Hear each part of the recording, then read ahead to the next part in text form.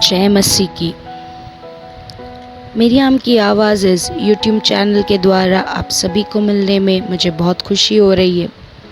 मैं आप सभी को धन्यवाद कहना चाहूँगी कि आप सभी ने आज तक एक सहायता दिया और आपके प्रार्थना के द्वारा इस मरियम की आवाज़ यूट्यूब चैनल को अच्छी तरह से चलाने में मेरे लिए प्रार्थना किया। इस सभी के लिए आपको धन्यवाद देना चाहती हूँ। चलिए आज भी हम अपने शीर्षक की ओर बढ़ते हैं। आज का हमारा शीर्षक है, क्या मेरे लिए कुछ भी कठिन है। चलिए आप और हम एक साथ बाइबल में से एक वचन पढ़ते हैं। यिर्मयाह का किताब 33वां अध्याय का 27वां वचन। तब यहोवा का यह वचन यिर्मयाह के पास पहुंचा, मैं तो सब प्राणियों का परमेश्वर यहोवा हूँ। क्या मेरे लिए कोई भी काम कठिन है। हाँ, आज परमेश्वर हमसे यही सवाल करता है, क्या मेरे लिए कोई भी काम कठिन है। शायद मनुष्य के लिए हर काम असंभव और कठिन लगता हो, पर परमेश्वर के लिए कोई भी काम कठिन नहीं होता है। बहुत समय में हम जब भी हमारी परिस्थितियों को देखते हैं जीवन में, हम कहते कि ये तो हो ही नहीं सकता, ये तो कुछ भी कर लो कभी नहीं हो सकता, ये तो कभी भी नहीं हो सकता। लेकिन परमेश्वर कहता है, क्या ये मेरे लिए कठिन है। क्या ये मेरे लिए असंभव है। नहीं, परमेश्वर से सभी कुछ संभव होता है। परमेश्वर से सभी चीज़ें मुमकिन है। आज भी हम बाइबल में से कुछ उदाहरणों को देखते हैं। उत्पत्ति का 21वां अध्याय में पहले से लेकर 5वां वचन में हम सारा के बारे में पढ़ते हैं।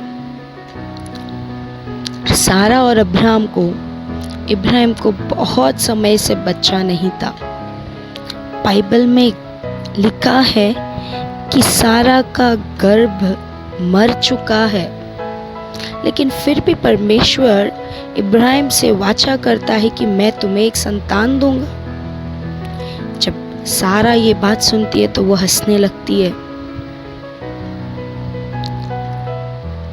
इसी उत्पत्ति का 21वां अध्याय में लिखा है कि सारा इब्राहिम को एक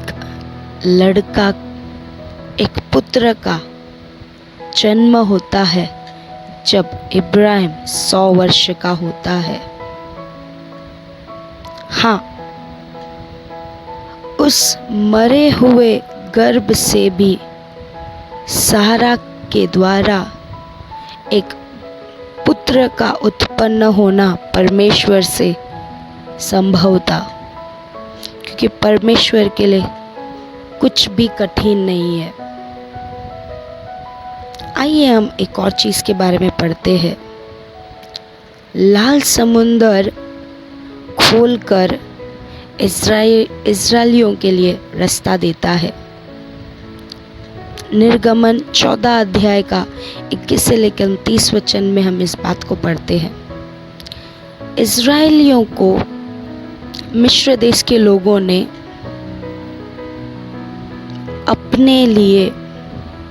अपने कामों के लिए उन्हें बंदी बना के रखा था। वह उनके गुलाम थे और वह अपनी उस गुलामी से निकलकर परमेश्वर की आराधना करने के लिए चल पड़े। लेकिन क्योंकि परमेश्वर ने फिरौन राजा का दिल को इतना कठोर और कठिन बना दिया था, उसने अपने उस सेना को इजरायलियों के पीछे जाने लगाया, उनके पीछे दौड़ाया, ताकि वो उन्हें फिर से पकड़कर गुलामी में रख सके, बंदी गृह में रख सके। अब जैसे इजरायली लोग चल पड़े, एक समय आया जब उनके आगे था लाल समंदर और उनके पीछे थी फिरौन की सेना। ना वो आगे जा सकते थे ना वो पीछे जा सकते थे। आगे जाते तो मौत खड़ा था, पीछे जाते तो उनको फिर से उस गुलामी के दिनों में जाना पड़ता था। इस समय में, इस परिस्थिति में बहुत क्रोधित होकर इजरायली लोग मूसा से कहते हैं, क्या मिस्र में हमें दफनाने के लिए जगह की कमी थी कि तूने हमें इस रेगिस्तान में लाके छोड़ दिया है? क्योंकि उनके लिए बहुत असंभव था कि वो लाल समंदर को पार करके जा सके। तभी उस समय परमेश्वर मूसा से कहता है कि तू अपने हाथ को समंदर की ओर बढ़ा, तेरे हाथ में जो छड़ी है उसको समंदर की ओर बढ़ा। जैसे उसने समुंदर की ओर उस छड़ी को बढ़ाया, लाल समंदर ने खोलकर इजरायलियों को जाने के लिए जगह बना दिया। इजरायली लोग जैसे सूखे ज़मीन पर चल रहे थे उस प्रकार चल रहे थे, पर जैसे ही फिरौन की सेना समंदर के अंदर आने लगी, समंदर के अंदर ही परमेश्वर ने उन्हें डुबा दिया और वहीं वह नष्ट हो गए। हाँ प्रिय लोगों, सारा बहुत सालों से निंदा और अपमान सहन कर रही थी। परमेश्वर ने उसके लिए उस निंदा और अपमान को हटाकर आदर और महिमा से उसे भर दिया। जिद्दी फिरौन की सेना जब पीछे लगी हुई थी, तब परमेश्वर ने उस फिरौन की सेना को भी समंदर में ही डुबा दिया। शायद हमारे लिए असंभव है, शायद हमारे लिए कठिन है, पर हमारे परमेश्वर के लिए सभी कुछ संभव है, सभी कुछ आसान है, सारी चीज़ें मुमकिन है। भले हमारे ज़िंदगी में आंसू है, तकलीफ़ है, हमेशा से ही रोना ही है, दर्द है, व्याकुल से भरे हो, लेकिन परमेश्वर कहता है कि तुम्हारे इस समस्या का हल भी मेरे पास है, क्योंकि मेरे लिए कुछ भी कठिन नहीं है। परमेश्वर यही कहता है आपसे, क्या मेरे लिए कुछ भी कठिन है?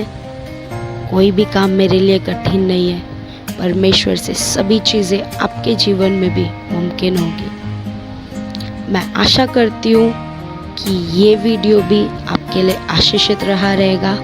मैं चाहती हूँ कि आप भी ये वीडियो को अपने दोस्तों से और अपने करीबी लोगों से शेयर करें, ताकि वो भी इस वीडियो को सुनकर और देखकर आशीषित रहे।